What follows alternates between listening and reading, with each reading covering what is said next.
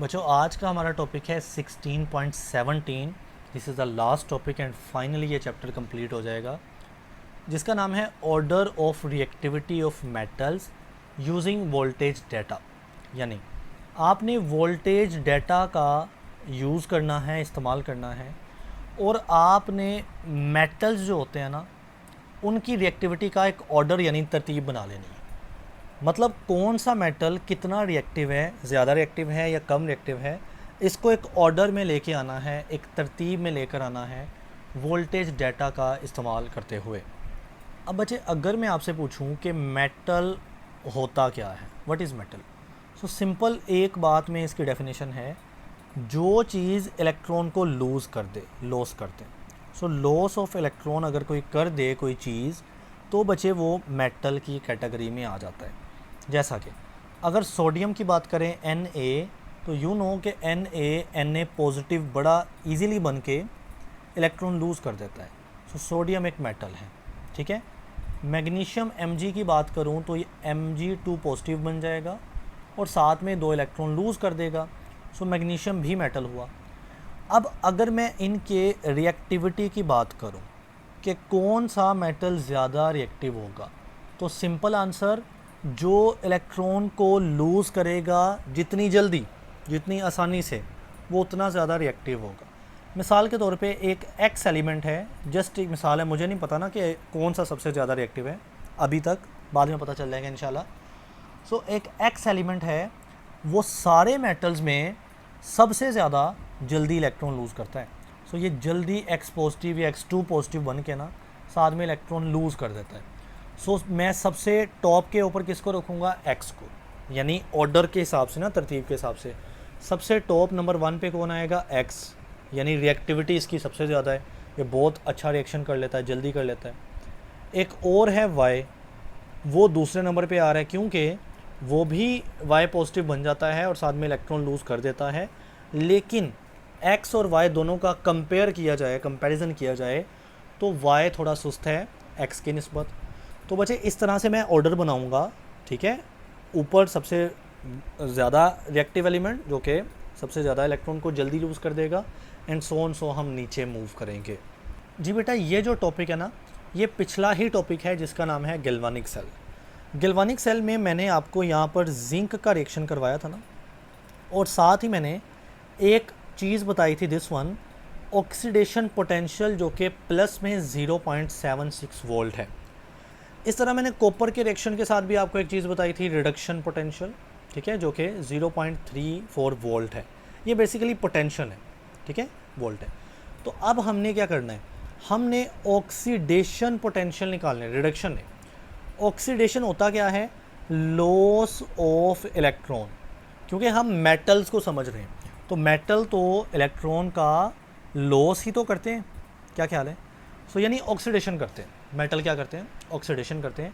तो अब हम ऑक्सीडेशन पोटेंशियल, जो कि बेसिकली एक वोल्ट होता है, वोल्टेज होता है, वो कहाँ से सीखेंगे, गैल्वानिक सेल से सीखेंगे।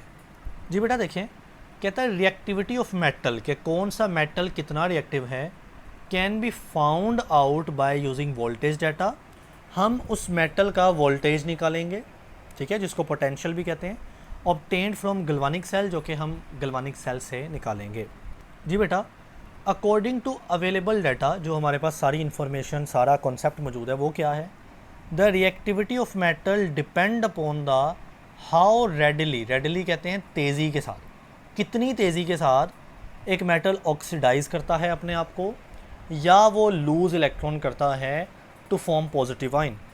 तो इस पर डिपेंड करती है मेटल की रिएक्टिविटी, किस पर, कि वो मेटल कितनी रेडली, यानी कितनी स्पीड से, कितनी जल्दी अपने आप को ऑक्सीडाइज कर सकता है, यानी वो कितने इलेक्ट्रॉन जल्दी लूज़ कर सकता है और वो पॉजिटिव आयन की शक्ल में जा सकता है। So this is base of the reactivity of the metal.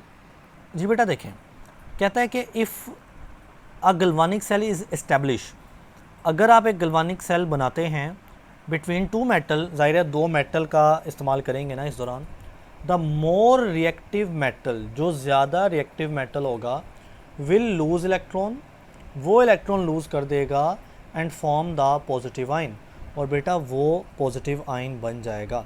जैसा कि हमने यहाँ पर देखा था, आपके पास जिंक भी एक मेटल होता है, दिस वन, और कॉपर भी मेटल होता है, लेकिन ऑक्सीडेशन कौन कर रहा था यहाँ पर?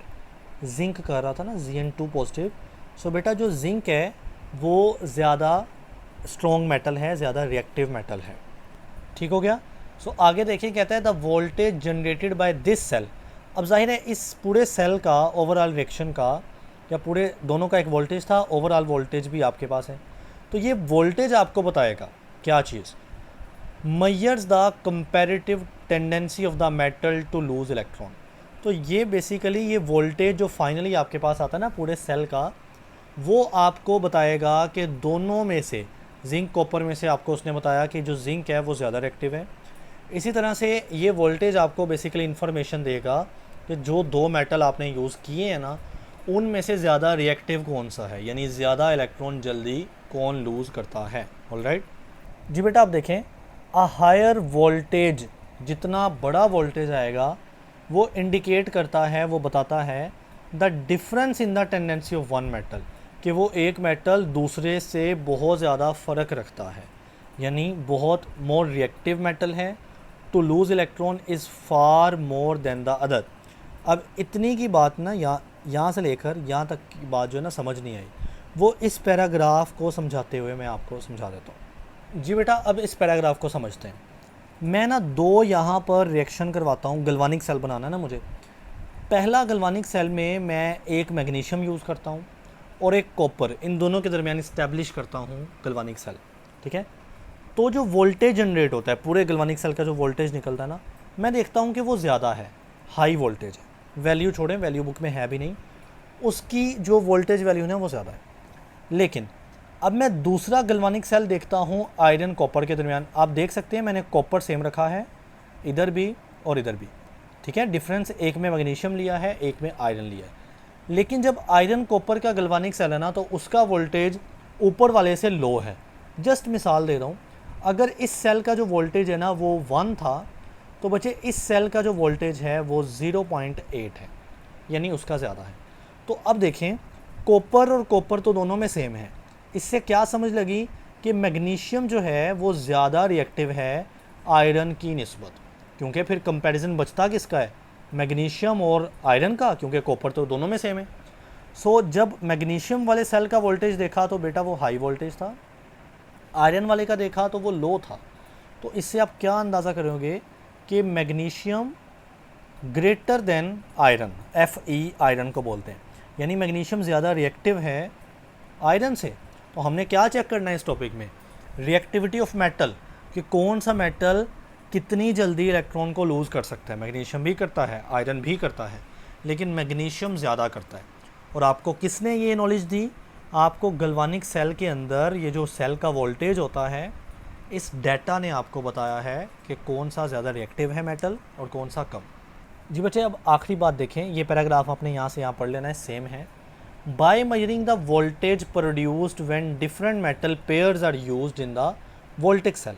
बच्चे, ये जो वोल्टेक सेल है ना, ये गल्वानिक सेल का ही दूसरा नाम है, वोल्टेक सेल। तो हम इसमें क्या करेंगे, मेटल के पेयर यूज़ करते हैं ना, जैसा कि अभी हमने पेयर की शक्ल में यूज़ किया है, मैग्नीशियम कॉपर का पेयर यूज़ कर लिया या आयरन कॉपर का पेयर यूज़ कर लिया। तो हम क्या करते हैं, मेजर करते हैं इनका वोल्टेज, पूरे सेल का क्या वोल्टेज है। सो इससे आपको क्या पता चलता है? It is possible to determine the reactivity series of the metal. आपको मेटल की सीरीज़ पता चल जाती है कि कौन सा ज़्यादा रिएक्टिव है और कौन सा कम। तो हम इसको क्या नाम देते हैं, रिएक्टिविटी सीरीज़। ठीक है, which is called electrochemical series. और बच्चे, हम इसी को इलेक्ट्रोकेमिकल सीरीज़ कहते हैं, जो कि हमने पहले चैप्टर में, मतलब इस चैप्टर के पहले टॉपिक्स में पढ़े हैं।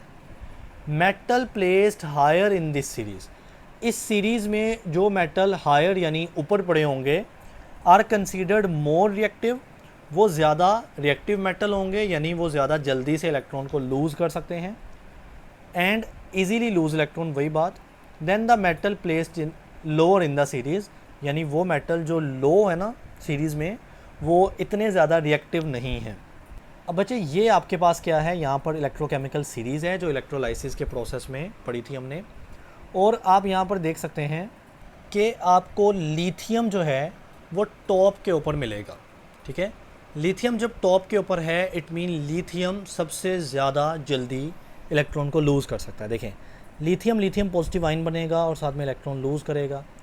इन सब की बात हो रही है, इनके अलावा जो है ना वो और भी मेटल्स होंगे, मैं सब की बात नहीं कर रहा, मैं इन सब में लिथियम को टॉप पे रख रहा हूँ ना, तो मैं सब के मुकाबले की बात कर रहा हूँ। उससे कम जो रिएक्टिव है मेटल वो पोटेशियम है, देन कैल्शियम है, देन सोडियम है।